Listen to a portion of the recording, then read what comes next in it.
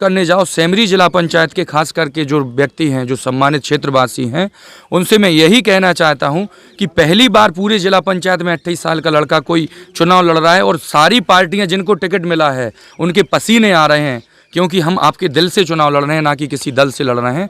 तो मेरा एक निवेदन है, यही अपील है कि लोकतंत्र में आप स्वतंत्र हैं वोट करने के लिए, लेकिन अगर उस वोट करने में मेरा चेहरा आपकी नज़र के सामने आ रहा है तो अपने साथ सबको जागरूक करें कि इस बार विवेक को वोट करें। पंचायत चुनाव आगामी 15 अप्रैल को होने जा रहे हैं, जिसको लेकर तमाम पार्टियों ने अपने प्रत्याशी मैदान में उतारे हैं, लेकिन इन सबकी आवाज को चीरते हुए एक प्रत्याशी मैदान में आए हैं जो कि सेमरी वार्ड नंबर 4 से तैयारी कर रहा हूं पिछले 2 वर्ष से, और 15 अप्रैल को जो त्रिस्तरीय पंचायत चुनाव हैं उसमें सेमरी वार्ड नंबर 4 पर हमारे ख्याल से पूरे उत्तर प्रदेश के राजनेताओं की नज़र है।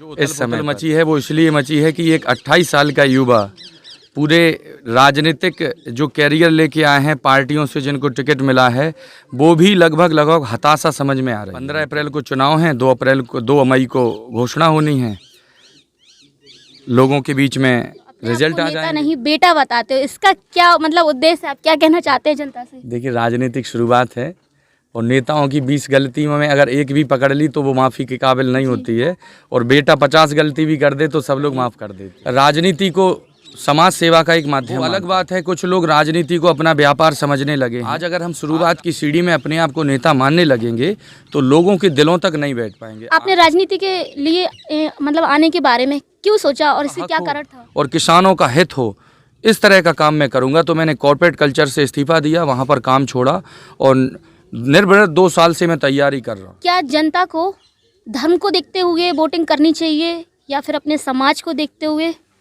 देखिए, अगर धर्म और समाज को देखते हुए हम लोग वोटिंग करेंगे तो लोकतंत्र की हत्या होगी, पाप होगा। लोकतंत्र में एक बात और है, आपको मत देने का अधिकार है, लेकिन कहीं ये नहीं लिखा कि आप मत मांगें। ये किसी का अधिकार नहीं है कि आप किसी का मत मांगें। आशीर्वाद, हमारी संस्कृति में ये परंपरा है कि आप किसी से भी जाकर आशीर्वाद ले सकते हैं। हम लोग देखा जाए पूरे परिवेश को तो बहुत सी चीज़ें ऐसी हैं जिसको बदलने की आवश्यकता है, और बदलने के लिए हर कोई ये चाहता है कि भाई भगत सिंह पैदा तो हो लेकिन पड़ोसी के घर में हो, हमारा बच्चा क्यों 23 साल में फांसी। मेरा एक निवेदन है, यही अपील है कि लोकतंत्र में आप स्वतंत्र हैं वोट करने के लिए, लेकिन अगर उस वोट करने में मेरा चेहरा आपकी नज़र के सामने आ रहा है तो अपने साथ सबको जागरूक करें कि इस बार विवेक को वोट करें, और जो हमारा है खजूर का पेड़, खजूर के पेड़ पर मोहर लगाकर भारी मतों से विजय बनाएं। नमस्कार दर्शकों, मैं आपके साथ नाजमा अब्दी और आप देख रहे हैं न्यूज़ 30 एक्सप्रेस। आगामी चुनाव को लेकर प्रत्याशी निकल पड़े हैं जनता से वोट मांगने। वही जनता का क्या रुझान है अपने प्रत्याशियों के प्रति? कौन देखेगा हार का मुंह और किसके सर सजेगा जीत का सेहरा? ऐसे ही तमाम चुनावी हलचलों से हम आपको रूबरू करवाते रहेंगे। बने रहिए हमारे साथ और देखते रहिए न्यूज़ 30 एक्सप्रेस।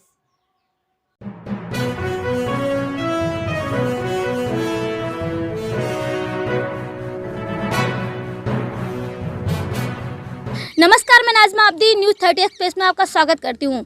जिला पंचायत चुनाव आगामी 15 अप्रैल को होने जा रहे हैं, जिसको लेकर तमाम पार्टियों ने अपने प्रत्याशी मैदान में उतारे हैं, लेकिन इन सबकी आवाज़ को चीरते हुए एक प्रत्याशी मैदान में आए हैं जो कि उनके चुनावी मुद्दे क्या हैं और आगे वो क्या कार्य करवाएंगे। आइए हम मिलते हैं यहाँ के प्रत्याशी से, आइए बात करते हैं उनसे, क्या है उनके चुनावी मुद्दे। क्या नाम है आपका? बहुत बहुत धन्यवाद नाजमा जी। मैं विवेक गोलू माते बरल सेमरी वार्ड नंबर 4 से तैयारी कर रहा हूं पिछले 2 वर्ष से, और 15 अप्रैल को जो त्रिस्तरीय पंचायत चुनाव हैं उसमें सेमरी वार्ड नंबर 4 पर हमारे ख्याल से पूरे उत्तर प्रदेश के राजनेताओं की नज़र है इस समय पर, क्योंकि आज जो उथल पुथल मची है वो इसलिए मची है कि एक 28 साल का युवा पूरे राजनीतिक जो कैरियर लेके आए हैं, पार्टियों से जिनको टिकट मिला है, वो भी लगभग हताशा समझ में आ रही है उनके भी। बाकी 15 अप्रैल को चुनाव हैं, 2 मई को घोषणा होनी है, लोगों के बीच में रिजल्ट आ जाएंगे। जी, जैसा कि जब मैंने देखा है कि आप गांव में जाते हो, अपने आप को नेता नहीं बेटा बताते हो, इसका क्या मतलब उद्देश्य है, आप क्या कहना चाहते हैं जनता से? देखिए, राजनीतिक शुरुआत है और नेताओं की 20 गलती में अगर एक भी पकड़ ली तो वो माफ़ी के काबिल नहीं होती है, और बेटा 50 गलती भी कर दे तो सब लोग माफ़ कर देते हैं। अच्छा, और सबसे बड़ी बात है, पहली राजनीतिक सीढ़ी है और मैं कहीं ना कहीं राजनीति को समाज सेवा का एक माध्यम मानता हूँ। और वो अलग बात है, कुछ लोग राजनीति को अपना व्यापार समझने लगे हैं। आज राजनीति में सबसे बड़ी बात है, जो चीज़ के लिए होती है, जो विकास की बात होती है, रोज़गार की बात होती है, मुद्दों की बात होती है, किसान की बात होती है, युवा की बात होती है, शिक्षा की बात होती है, चिकित्सा की बात होती है, या यूँ कह लो कि जो भी समस्याएं हैं वो कहीं ना कहीं एक मुद्दे के रूप में उभर कर आती हैं, तो उन्हें एक नेता के, किसी भी नेता के द्वारा ख़त्म करने का काम किया जाता है। आज अगर हम शुरुआत की सीढ़ी में अपने आप को नेता मानने लगेंगे तो लोगों के दिलों तक नहीं बैठ पाएंगे। आज जो चुनाव चल रहा है, चुनाव का जो सेमरी जिला पंचायत से मैं चुनाव लड़ रहा हूँ, वो एक दरवाज़ा खुलेगा राजनीति का। तो मैं चाहता हूँ एक अच्छा रास्ता बने और जहाँ तक मैं चाहता हूँ कि लोगों की समस्याएं ख़त्म हो, उसके लिए काम करें। आपने राजनीति के लिए मतलब आने के बारे में क्यों सोचा और इसके क्या कारण था? देखिए, मैं पिछले 6 साल से दिल्ली था। 2012 के इलेक्शन में जो विधानसभा का हुआ था, उसके बाद 2018 तक गया। 18 में मेरी शादी हुई। इसके बाद जब मैं आया तो कहीं ना कहीं डेस्टिनी को भी ये कहीं मंजूर होगा कि राजनीति करनी है, और उसके पहले हमने कॉर्पोरेट कल्चर में काम किया है 6 साल, तो ये भी पता है कि दिल्ली में किस तरह की राजनीति होती है। वहाँ लोगों के संपर्क में बैठते थे, आते थे। तो जब हमें लगा कि हमें अक्सर घर जाते हैं तो वोट डालने के लिए जाते हैं, और युवाओं को शोषण कहीं ना कहीं दिखा। आज के समय में नेता जब भी चुनाव लड़ता है तो एक किसान का मुद्दा सबसे पहले उठाता है, लेकिन वो सिर्फ होता है चुनावी वादों के लिए। और सही मायनों में देखा जाए तो चुनावी बातें और चुनावी होने के बाद जो बातें होती हैं, उनमें बहुत गैप हो जाता है, बहुत दूरियां हो जाती हैं। इसके लिए हमने एक प्रण लिया था कि जहां पर युवाओं का हक हो और किसानों का हित हो, इस तरह का काम मैं करूंगा। तो मैंने कॉर्पोरेट कल्चर से इस्तीफ़ा दिया, वहां पर काम छोड़ा, और निर्विघ्न 2 साल से मैं तैयारी कर रहा हूँ। क्या जनता को धर्म को देखते हुए वोटिंग करनी चाहिए या फिर अपने समाज को देखते हुए? देखिए, अगर धर्म और समाज को देखते हुए हम लोग वोटिंग करेंगे तो लोकतंत्र की हत्या होगी, पाप होगा। अगर कोई ये कहता है कि ये हमारा जीजा है, हमारा फूफा है, मामा है, बेटा है, लड़का है, लेकिन उसमें काबिलियत कुछ नहीं है। उदाहरण देख लो आप, सोनिया गांधी के पुत्र हैं राहुल गांधी, उनके बाप दादा प्रधानमंत्री रहे हैं। अगर उनमें काबिलियत नहीं है तो कुछ नहीं कर पा रहे हैं। अगर जाति बिरादरी या रिश्तेदारी से हम लोग वोट करेंगे तो कहीं ना कहीं ये लोकतंत्र की हत्या होगी। और मैं कभी नहीं चाहता इस बात को कि लोकतंत्र की हत्या हो। मैं हमेशा लोगों के बीच में जाता हूँ नजमा जी, तो यही कहता हूँ कि मुझे आशीर्वाद चाहिए। अगर आशीर्वाद, देखो लोकतंत्र में एक बात और है, आपको मत देने का अधिकार है, लेकिन कहीं ये नहीं लिखा कि आप मत मांगें। ये किसी का अधिकार नहीं है कि आप किसी का मत मांगें।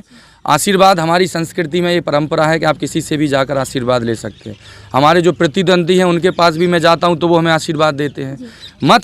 मत जो करता है आदमी स्वतंत्र रूप से करता है, और मेरा अपना ये मानना है कि अगर लोगों के दिलों तक मैं पहुंचूंगा, अपनी बातों को उन तक पहुंचाऊंगा, तो कहीं ना कहीं वो हमें वोट रूपी प्यार भी देंगे। जी।